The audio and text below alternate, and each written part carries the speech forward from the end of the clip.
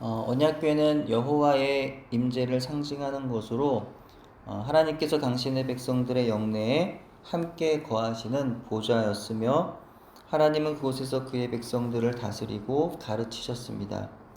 하나님은 그곳에서 이스라엘 백성들을 만나 주셨고 그들과 교제하셨으며 그곳에서 죄의 용서와 기도의 응답을 받으셨습니다.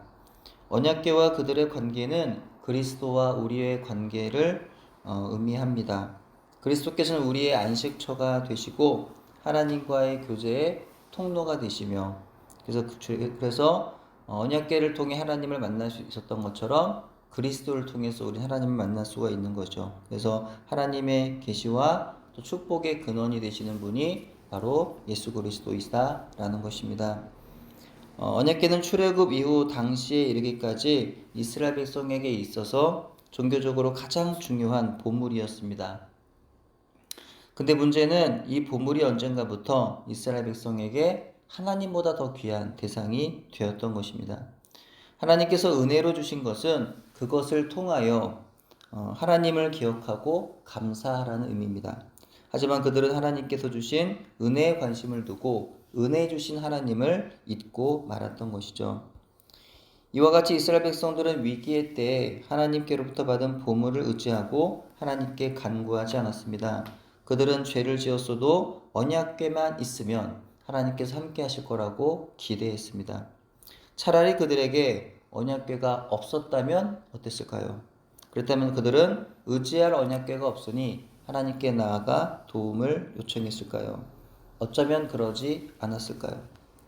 그러므로 때로는 하나님께서 내게 주신 은혜라도 그것을 하나님보다 의지하게 되면 그것이 오히려 나의 하나님을 향한 예배와 섬김을 회방하는 독이 될 수도 있는 것입니다. 그것은 하나님이 아닌 그 어떤 것도 숭배의 대상이 될 수 없음을 우리에게 교훈합니다. 우리는 우상 숭배라고 하면 하나님과 반대되는 어떤 대상을 신처럼 숭배하는 것을 말하고 있다고 생각할 것입니다. 사실 그리스도인이 집에 부적을 붙여 놓는다거나 점을 본다거나 어떤 형상을 집에다 가져다 놓고 그것을 신으로 섬기지는 않을 것입니다. 왜냐하면 그것이 우상숭배라는 것을 알기 때문입니다. 근데 문제는 하나님을 예배하면서 하게 되는 우상숭배가 있다는 사실입니다. 우상숭배란 표면적으로 하나님이 아닌 다른 대상을 섬기는 것만을 의미하지 않습니다. 섬기는 행위에 있어서 그 목적이 내가 되면 그것이 바로 우상숭배라는 거죠. 이런 의미에서 나중심의 신앙생활을 하고 있다면 신앙이라는 이름의 또 다른 우상숭배가 가능해집니다. 하나님의 임재의 상징으로 하나님을 만나는 교제의 장소인 언약궤를 자신의 전쟁의 승리를 위한 도구로 사용하는 순간 그것이 우상이 되었던 것처럼 만약 하나님께 나아가 기도하며 예배하는 모든 신앙생활의 그 행위들의 목적이 하나님이 아닌 나를 위한 것이라고 한다면 그것도 우상숭배가 되는 것입니다. 우상숭배는 신에게 정성을 바치거나 신이 원하는 것을 제공해서 인간이 원하는 것을 얻어내려는 이기적인 종교 행위라고 할 수 있습니다. 따라서 우상숭배와 하나님을 섬기는 것의 가장 큰 차이는 바로 누가 주인인가 하는 겁니다. 우상을 섬기는 사람은 자신의 복과 성공을 위하여 우상을 종처럼 부리는 것입니다. 하나님을 섬기는 사람은 하나님을 온전한 주인으로 여기고 그분의 뜻에 순종하여 그분을 따르는 것입니다. 하지만 하나님을 섬기면서 자신의 복과 성공을 위하여 하나님을 이용하려 한다면 그것이 바로 우상숭배가 된다라는 것이죠. 본문 4장 1절에도 4절을 보면 급박한 전쟁 상황에서 이스라엘 백성은 이렇게 말합니다. 여호와의 언약궤를 실로에서 우리에게로 가져다가 우리 중에 있게 하여 그것으로 우리를 우리 원수들의 손에서 구원하게 하자 하니 그들 하나님의 임재와 영광을 자기들의 필요를 위하여 우리에게로 가져다 놓으려 하였습니다. 그렇게 하면 하나님이 도우실 것이고 전쟁을 이기리라고 기대했던 거죠. 그러나 그들의 기대는 무참히 깨어졌습니다. 오히려 블레셋 군사들은 더욱 마음을 강하게 함으로 일치단결하여 이스라엘 백성에 대해서 완승을 거두게 되죠. 이스라엘은 3만의 병사가 전사였고 언약궤는 빼앗겼으며 엘리의 두 아들 홈리와 비느하스는 그 전쟁에서 죽임을 당하게 됩니다. 또한 이 소식을 들은 엘리 또한 죽고 맙니다. 만약에 그들이 여호와의 언약궤를 가져오자라고 말하지 않고 우리의 죄를 고백하고 여호와께로 돌아가자라고 말했더라면 여호와 하나님은 틀림없이 그들을 구원하셨을 것입니다. 주일 예배 때 금식에 대한 말씀을 나누었는데요.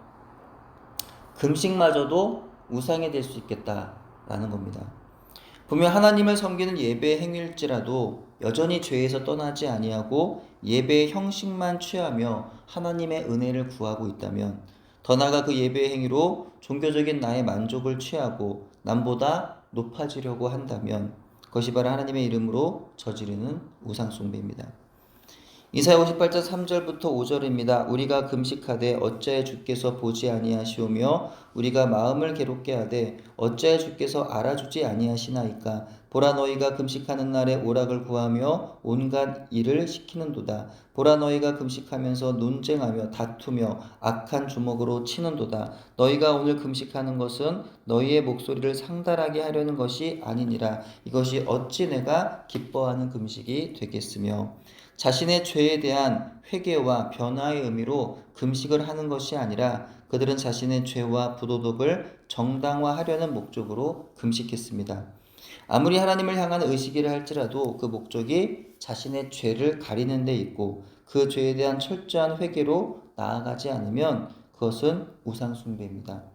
우상숭배자들이 그들의 신의 노여움을 풀고자 온갖 선물을 드리는 것처럼 하나님께 종교적인 선물을 드리며 자신의 죄를 슬며시 넘어가려 한다면 그건 역시 하나님을 기만하는 우상숭배의 또 하나의 죄가 된다라는 거죠.